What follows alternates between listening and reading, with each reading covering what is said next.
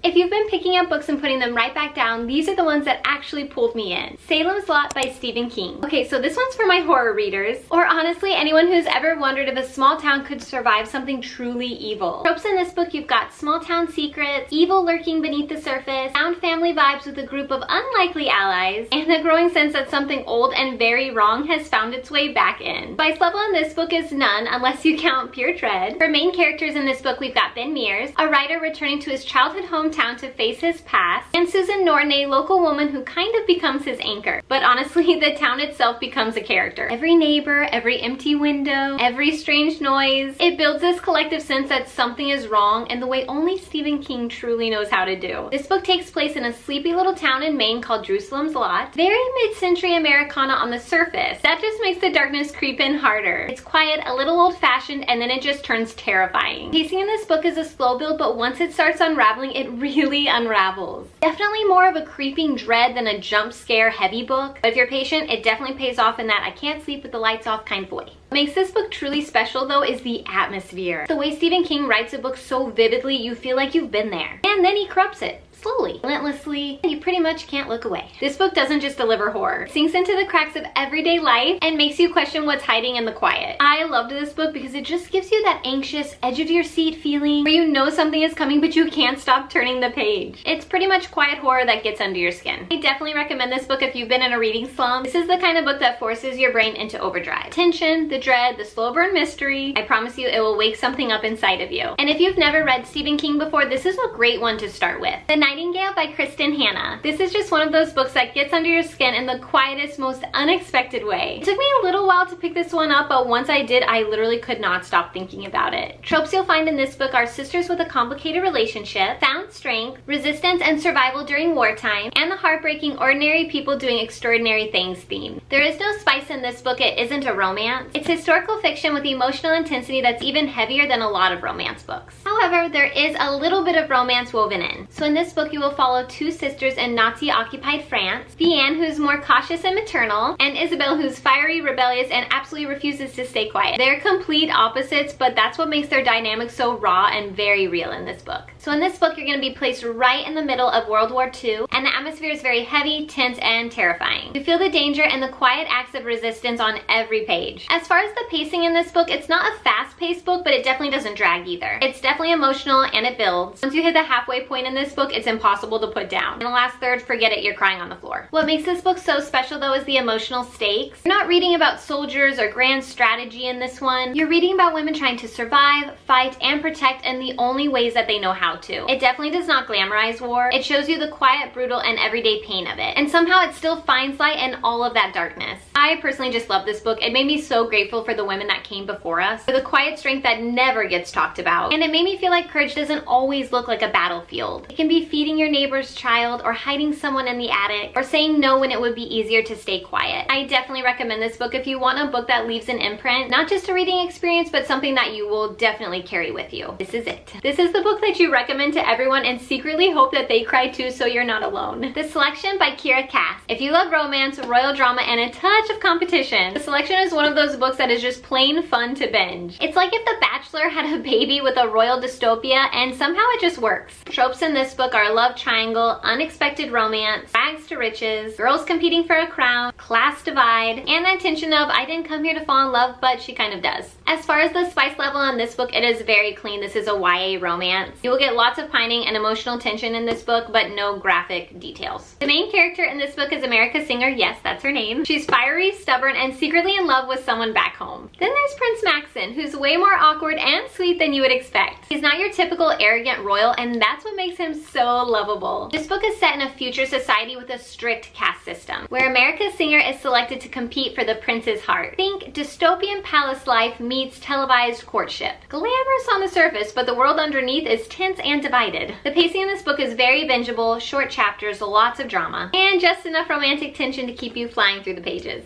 I think this book is so special. It's light, it's swoony, it doesn't try to be something that it's not. It's not about epic battles or high fantasy stakes. It's about love, identity, and navigating privilege in a broken world. And this book is surprisingly emotional once you get deeper into the series. I love this book. It's so addicting. It's just a fun break from heavier books. It definitely gave me butterflies and kept me up all night, always like saying to myself like just one more chapter. Like I literally could not put it down.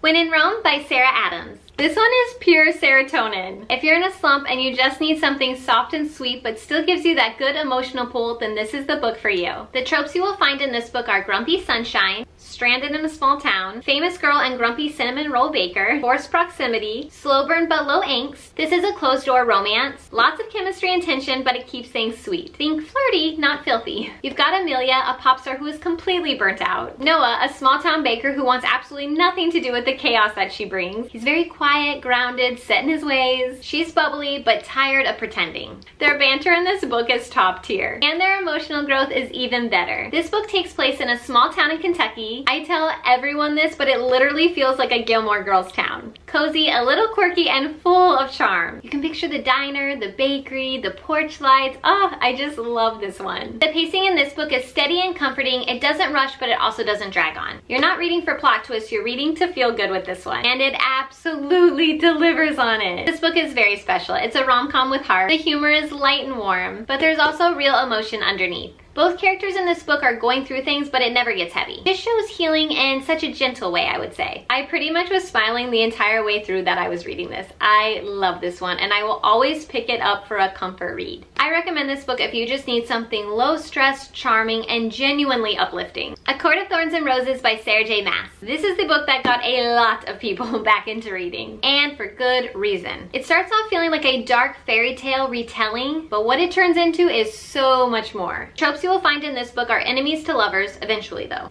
Fae royalty, Beauty and the Beast vibes, trials, deadly bargains, and an MFC who grows into her power. The spice level in this book is mild in book one. There's definitely romantic tension. I believe there's one open door scene, but the real spice definitely picks up later in the books. And right now, so far, there are 5 books out in this series. So if you love a slow burn, keep reading. Feyre, who is our MFC, is a mortal girl who's been hardened by survival. She's smart, fiercely loyal, and a bit reckless. She's taken to the Feylands after killing a wolf and finds herself tangled in a centuries-old curse. Tamlin, the High Fae Lord who brings her there, is broody and powerful, but you will quickly learn that nothing is what it seems. This book is set in a magical world divided between Fae courts. The Spring Court, which is where most of book 1 takes place, is so beautiful but shadowed by a mysterious curse. It definitely feels very ancient, dangerous, and seductive all at the same time. As far as the pacing in this book goes, it does start off slow, it's very atmospheric, but builds steadily into a dark and very gripping second half. This book is incredibly immersive. I think just like the characters, the world building, like you just feel like you're there. I honestly at times would forget that I was even sitting in my living room reading, because that's how well Sarah J. Maas does at pulling you into this story. The series only gets better with each book. If you've read any of these, I would love to hear what you thought. And if there's a book that you think belongs on this kind of list, drop it in the comments. Seriously, I'm always looking for my next favorite. And if you liked hanging out, feel free to subscribe and like the video. It helps more than you know, and I've got more recs coming soon.